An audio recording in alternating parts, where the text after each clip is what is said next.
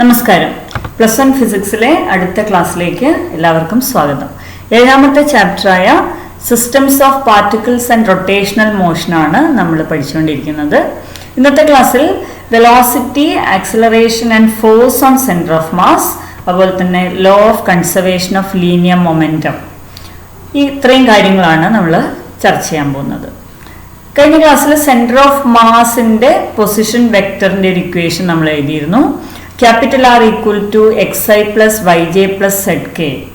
Capital R is the position vector of center of mass. X, y, z അതിന്റെ coordinates ആണ്. അതേ equation നമ്മൾ മറ്റൊരു രീതിയിലും കൂടി റെപ്രസെന്റ് ചെയ്തു. Capital R equal to summation mi ri all divided by m, where mi is mass of the ith particle, ri is the position vector of the ith particle. അപ്പോ ഈ ഒരു ലെസണിൽ നമ്മൾ ഇനി ചെയ്യാൻ പോകുന്നത് സെന്റർ ഓഫ് മാസിന്റെ വെലോസിറ്റി, ആക്സിലറേഷൻ, അതുപോലെ തന്നെ force, ഈ കാര്യങ്ങളൊക്കെ കണ്ടുപിടിക്കുക എന്നുള്ളതാണ്. അപ്പോൾ കഴിഞ്ഞ ആദ്യ ചാപ്റ്റേഴ്സിൽ നമ്മളൊരു ബോഡിയുടെ മെക്കാനിക്സ്, അതായത് അതിൻ്റെ physical quantities like force, velocity, acceleration, ഈ കാര്യങ്ങളൊക്കെ ചെയ്തു. അതേ കാര്യങ്ങൾ തന്നെയാണ് ഇവിടെ നമ്മൾ ചെയ്യാൻ പോകുന്നത്. പക്ഷെ ഇവിടെ ഒരു ബോഡി ഒറ്റൊരു യൂണിറ്റ് ആയിട്ട് എടുക്കുന്നതിന് പകരം it is considered as A system of n particles. n particles ഉള്ള ഒരു സിസ്റ്റമായിട്ടാണ് നമ്മളിവിടെ ഒരു ബോഡിയെ കൺസിഡർ ചെയ്യുന്നത്. അപ്പോൾ അവിടെ നമ്മുടെ കൺവീനിയൻസിന് വേണ്ടി സെന്റർ ഓഫ് മാസ് എന്ന ഒരു പോയിന്റിലാണ് നമ്മൾ ഫോക്കസ് ചെയ്യുന്നത്. അപ്പോൾ ആ ബോഡിയുടെ മെക്കാനിക്സ് അല്ലെങ്കിൽ n പാർട്ടിക്കിൾസ് ഉള്ള സിസ്റ്റത്തിന്റെ മെക്കാനിക്സ് പറയുമ്പോൾ സെന്റർ ഓഫ് മാസ് എന്ന ഒരു പോയിന്റിൽ ഇതിന്റെ മുഴുവൻ മാസും കോൺസെൻട്രേറ്റ് ചെയ്തിരിക്കുന്നു എന്നൊരു അസംഷനിലാണ് നമ്മൾ മുമ്പോട്ട് പോകുന്നത്. അപ്പോൾ capital R denotes the position vector of the centre of mass. ആ ഇക്വേഷനിൽ summation mi ri divided by m, capital M denotes total mass of the system, അതായത് m1 plus m2 plus etcetera plus mn, അതാണ് നമ്മൾ capital M കൊണ്ട് denote ചെയ്തത്. അപ്പോൾ ഓരോ പാർട്ടിക്കിളിൻ്റെയും position vector, അതുപോലെ ഓരോ പാർട്ടിക്കിളിൻ്റെയും മാസ്, ഇതൊക്കെ അറിയാമെങ്കിൽ ആ സിസ്റ്റത്തിൻ്റെ പൊസിഷൻ വെക്ടർ, വെലോസിറ്റി, ആക്സിലറേഷൻ, ഈ കാര്യങ്ങളൊക്കെ നമുക്ക് കണ്ടുപിടിക്കേണ്ടതുണ്ട്. അപ്പോൾ ഈ ഒരു ഇക്വേഷൻ നമ്മൾ ക്രോസ് മൾട്ടിപ്ലൈ ചെയ്യാമെന്ന് വിചാരിക്കാം. ക്രോസ് മൾട്ടിപ്ലൈ ചെയ്ത് കഴിഞ്ഞാൽ ഈ ഇക്വേഷൻ എങ്ങനെ എഴുതാം? m into R equal to sigma mi ri എന്ന് എഴുതാം. ഓക്കെ, അപ്പോൾ മുമ്പ് ചെയ്ത അതേ കാര്യങ്ങളാണ് നമ്മൾ ചെയ്യുന്നത്. അതായത് ഒരു ബോഡിയുടെ പൊസിഷൻ കിട്ടിക്കഴിഞ്ഞാൽ നമുക്കറിയാം rate of change of position എന്നത് വെലോസിറ്റി ആണ്. അപ്പോൾ നമുക്ക് വെലോസിറ്റി കണ്ടുപിടിക്കാൻ കഴിയും. Rate of change of velocity is acceleration. So ആ ബോഡിയുടെ ആക്സിലറേഷൻ നമുക്ക് കണ്ടെത്താം. ദെൻ ആക്സിലറേഷൻ കിട്ടിയാൽ you can find out the force. ഫോഴ്സും കൂടി കിട്ടിയാൽ you can find out or you can get complete details about the mechanics of the body. അപ്പോൾ അതേ മെത്തേഡാണ് ഇവിടെ നമ്മൾ ഫോളോ ചെയ്യുന്നത്. അതിന് വേണ്ടിയിട്ടാണ് ആ സിസ്റ്റത്തിൻ്റെ സെൻറ്റർ ഓഫ് മാസിൻ്റെ പൊസിഷൻ വെക്ടർ നമ്മൾ കണ്ടുപിടിച്ചത്. അപ്പോൾ ഇനി അങ്ങോട്ടുള്ള കാര്യങ്ങൾ എങ്ങനെയാണെന്ന് നോക്കാം. So cross multiply the equation mr equal to sigma mi ri. അപ്പോൾ സിഗ്മ ഉപയോഗിച്ചുള്ള നൊട്ടേഷൻ എഴുതുമ്പോൾ നമുക്കറിയാം i takes values from 1 to n. So the equation can be written as mr equal to m1 r1 plus m2 r2 plus m3 r3 plus etcetera plus mn rn. Differentiate both sides. രണ്ട് സൈഡിലും differentiate ചെയ്യുക. Differentiate ചെയ്യുക എന്ന് പറഞ്ഞാൽ എന്താ അർത്ഥം? Find out the rate of change with respect to time. സമയത്തിനനുസരിച്ചുള്ള change കണ്ടെത്തുക. ഈ ചേഞ്ച് കണ്ടെത്തുമ്പോൾ ഓർത്തിരിക്കേണ്ട ഒരു കാര്യം, മാസ് എന്നത് ഒരു കോൺസ്റ്റന്റ് ആണ്. It does not change with respect to time. ടൈമിനനുസരിച്ച് ചേഞ്ച് ചെയ്യാത്ത ക്വാണ്ടിറ്റിയാണ് മാസ്. അപ്പോൾ മാസ് എന്നത് ഡിഫറൻഷിയേറ്റ് ചെയ്യുമ്പോൾ നമ്മൾ dr/dt, m ഇൻറ്റു dr/dt എന്നാണ് എഴുതേണ്ടതുള്ളൂ. കാരണം മാസ് കോൺസ്റ്റന്റ് ആണ്. പൊസിഷൻ മാത്രമാണ്, അല്ലെങ്കിൽ പൊസിഷൻ വെക്ടർ മാത്രമാണ് ടൈമിനനുസരിച്ച് ചേഞ്ച് ചെയ്യുന്നത്. അപ്പോൾ രണ്ട് സൈഡിലും, അതായത് m1 m2 m3 ഇതൊക്കെ കോൺസ്റ്റൻസ് ആണ്. സോ ഡിഫറൻഷിയേറ്റ് ചെയ്ത ഇക്വേഷൻ നമുക്ക് എങ്ങനെ എഴുതാം? അല്ലെങ്കിൽ ടൈം റേറ്റ് ഓഫ് ചേഞ്ച് കണ്ടെത്തി കഴിഞ്ഞാൽ ആ ഇക്വേഷൻ നമുക്ക് എങ്ങനെ എഴുതാം? m dr/dt equal to m1 dr1 by dt plus m2 dr2 by dt plus m3 dr3 by dt plus etc. plus mn drn by dt. രണ്ട് സൈഡിലും rate of change with respect to time കണ്ടുപിടിച്ചു. Now, what is dr by dt? Capital R gives you position vector of center of mass. അപ്പോൾ center of massന്റെ പൊസിഷനിൽ ഉണ്ടാവുന്ന ചേഞ്ചിന്റെ rate, that gives you the velocity of center of mass, capital V. So the equation is mv. Okay, so left hand side la mass of center of mass അല്ലെങ്കിൽ total mass of the system and capital V is velocity of center of mass equal to right hand side la നോക്കൂ m1 dr1 by dt. r1 is position vector of mass m1. അപ്പോൾ dr1 by dt എന്തായിരിക്കും? mass m1 ന്റെ velocity, mass m1 ന്റെ പൊസിഷനിലുള്ള ചേഞ്ചിന്റെ rate, that is v1. so m1 v1 plus what is dr2 by dt? it is the rate of change of position of the second particle. it is the velocity of the second particle. so m2 v2 plus m3 v3 plus etc. plus mn vn. okay, let it be equation number 1. അപ്പോൾ you get mv equal to m1 v1 plus m2 v2 plus etc. plus mn vn. അത് equation 1 ആണെന്ന് വിചാരിക്കാം. ഇനി equation ഒന്ന് നോക്കിയാൽ നമുക്ക് മനസ്സിലാവും mv gives you the momentum, linear momentum. so capital M into capital gives you, capital V gives you momentum of center of mass, capital P, equal to m1 momentum of mass m1 p1, m2 v2 momentum of mass m2, that is p2 plus etc. plus pn. അപ്പോൾ നമുക്ക് centre of mass അല്ലെങ്കിൽ ആ സിസ്റ്റത്തിനെ സംബന്ധിച്ചിടത്തോളം 3 കാര്യങ്ങൾ ഇപ്പോൾ നമ്മൾ മനസ്സിലാക്കി കഴിഞ്ഞു. ഒന്ന് പൊസിഷൻ വെക്ടർ കിട്ടി, അപ്പോൾ അതിൽ നമുക്ക് അതിന്റെ പൊസിഷൻ കണ്ടെത്താനാവും. വെലോസിറ്റി കിട്ടി, സെന്റർ ഓഫ് മാസിന്റെ വെലോസിറ്റിക്കുള്ള ഇക്വേഷൻ കണ്ടുപിടിച്ചു. ഇപ്പോൾ ഇതിൽ നിന്ന് v ആണ് കിട്ടേണ്ടതെങ്കിൽ ഇക്വേഷൻ എങ്ങനെ എഴുതാം? m1 v1 plus m2 v2 plus etc. plus mn vn divided by m എന്ന് എഴുതിയാൽ നമുക്ക് വെലോസിറ്റി കിട്ടും. മൊമെന്റം ആണെങ്കിൽ p equal to p1 plus p2 plus etc. ഇത്രയും കാര്യങ്ങൾ കണ്ടെത്തി കഴിഞ്ഞു. അടുത്തത് എന്താണ് നമ്മൾ കണ്ടുപിടിക്കേണ്ടത്? ആക്സിലറേഷൻ. ആക്സിലറേഷൻ കണ്ടെത്താൻ എന്ത് ചെയ്യുക? ഡിഫറൻഷിയേറ്റ് വെലോസിറ്റി അല്ലെങ്കിൽ find out the rate of change of velocity with respect to time.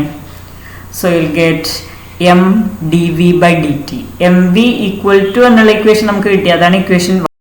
Okay, അപ്പോൾ എഴുതുമ്പോൾ ശ്രദ്ധിച്ചിട്ട് എഴുതാം. mv equal to എന്നുള്ള ഇക്വേഷൻ ആണ് ഇക്വേഷൻ നമ്പർ 1. ആ ഇക്വേഷൻ നമ്മൾ ഡിഫറൻഷിയേറ്റ് ചെയ്യുന്നു എന്ന് പറഞ്ഞാൽ find the rate of change with respect to time. So m dv by dt equal to നേരത്തെ പറഞ്ഞ പോലെ തന്നെ മാസിന് ഒരു വ്യത്യാസമില്ല, ടൈമിനനുസരിച്ച് ചേഞ്ച് ചെയ്യുന്നില്ല, വെലോസിറ്റിക്ക് മാത്രമാണ് വേരിയേഷൻ ഉള്ളത്. സോ m1 പുറത്തേക്ക് എടുക്കാം, dv1 by dt. ഇങ്ങനെ ഒരു ഇക്വേഷൻ കാണുമ്പോൾ നിങ്ങൾ മേലെ താഴെ d ഉണ്ടല്ലോ, എന്നിട്ട് എന്തുകൊണ്ട് അത് ക്യാൻസൽ ചെയ്യുന്നില്ല അങ്ങനെ ചിന്തിക്കരുത്. കാരണം d by dt എന്നത് ഒരു it's an operation. d by dt എന്നത് ഒരുമിച്ചാണ്. ഓക്കെ, d by dt എന്ന് പറഞ്ഞാൽ എന്താ? ഡിഫറൻഷിയേറ്റ് ചെയ്യാന്നർത്ഥം, അല്ലെങ്കിൽ finding out the change with respect to time. സമയത്തിനനുസരിച്ച് എത്ര മാത്രം അല്ലെങ്കിൽ എങ്ങനെ ചേഞ്ച് ചെയ്യുന്നു എന്നതാണ് നമ്മൾ ഇവിടെ കണ്ടെത്തുന്നത്. അപ്പോൾ m1 dv1 by dt plus m2 dv2 by dt plus etcetera plus mn dvn by dt. അതായത് സെന്റർ ഓഫ് മാസിന്റെ വെലോസിറ്റിയിലുള്ള ചേഞ്ച് കണ്ടെത്താൻ നമ്മൾ എന്ത് ചെയ്തു? ഓരോ പാർട്ടിക്കിളിന്റെയും വെലോസിറ്റിയിലുള്ള റേറ്റ് ഓഫ് ചേഞ്ച് കണ്ടെത്തി, അത്രയേ ഉള്ളൂ. So that is ma equal to capital A എന്താണ് അവിടെ? dv by dt. സൈഡിൽ എഴുതാം dv by dt equal to capital A.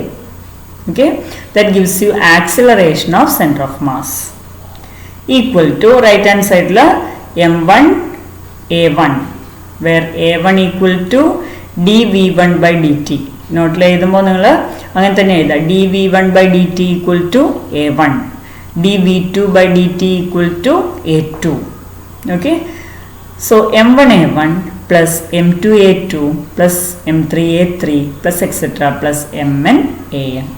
അപ്പോൾ mass into total mass of the system into acceleration of center of mass equal to m1a1, mass of the first particle into acceleration of the first particle, plus m2a2, mass of second particle into acceleration of second particle, plus etc. Or this can be written as ma equal to m1a1 എന്ന് പറഞ്ഞാൽ first particle act ചെയ്യുന്ന force F1 plus m2a2 second particle act ചെയ്യുന്ന force F2 plus etcetera plus Fn. അപ്പോൾ mass into acceleration of centre of mass equal to F1 plus F2 plus F3 എന്ന് കിട്ടിക്കഴിഞ്ഞാൽ that gives you the total force acting on the system. അതായത് സിസ്റ്റത്തിലെ n particles ഉണ്ട്, ഓരോ പാർട്ടിക്കിളിലും act ചെയ്യുന്ന force നമുക്ക് കിട്ടിക്കഴിഞ്ഞു. അപ്പോൾ ആ സിസ്റ്റത്തിൽ ആക്ട് ചെയ്യുന്ന ടോട്ടൽ ഫോഴ്സ് കണ്ടെത്താൻ എന്ത് ചെയ്താൽ മതി? Find out the sum. Sum എന്ന് പറയുന്നത് ഇവിടെ വെക്റ്റർ സം ആണ് എന്നത് ഓർമ്മിക്കുക, കാരണം ഫോഴ്സ് ആണ്, force is a vector quantity. അപ്പോൾ total force acting on the system എന്ന് പറയുന്നത് vector sum of forces acting on the various particles. ഓരോ പാർട്ടിക്കിളിൽ ആക്ട് ചെയ്യുന്ന ഫോഴ്സ് തന്നു, അപ്പോൾ ടോട്ടൽ ഫോഴ്സ് കാണാൻ ആഡ് ചെയ്താൽ മതി. ഓക്കെ, വെക്റ്റർ സം കണ്ടെത്തിയാൽ മതി. So will get MA equal to capital F.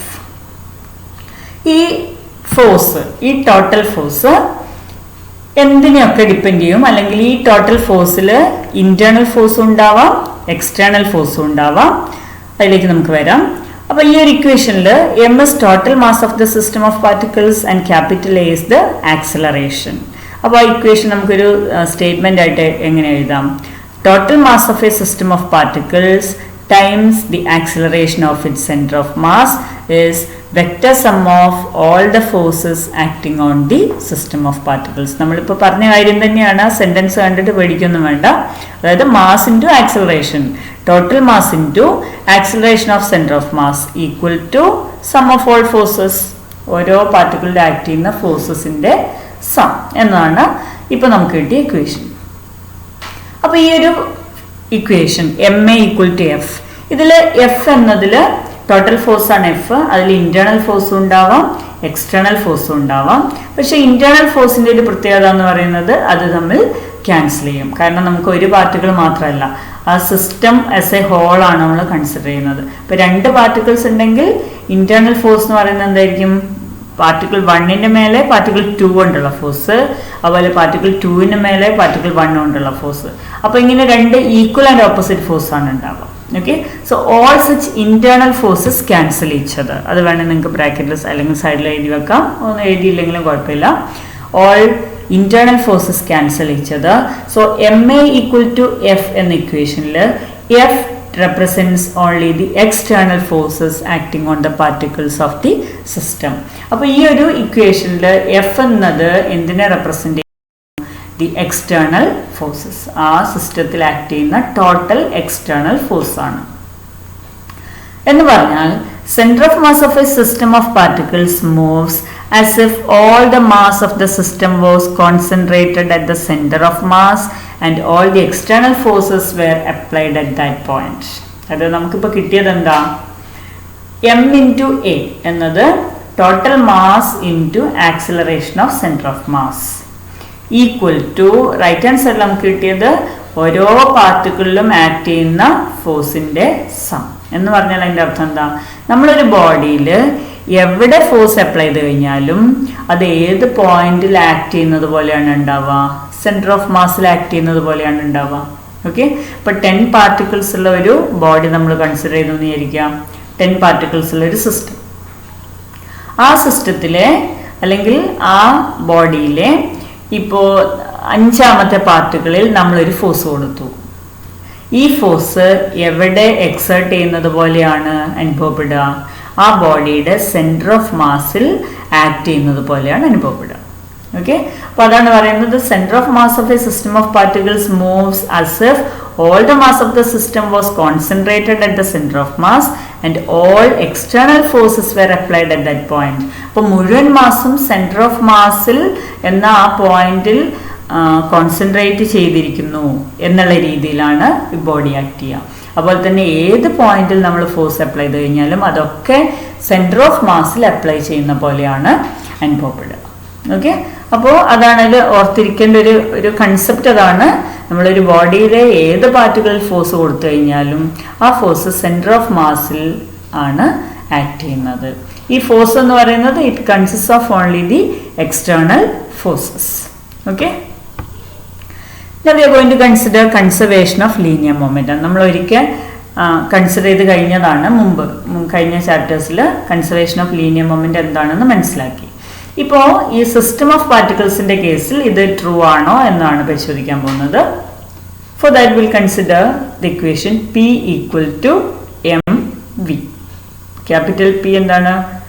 Momentum of centre of mass.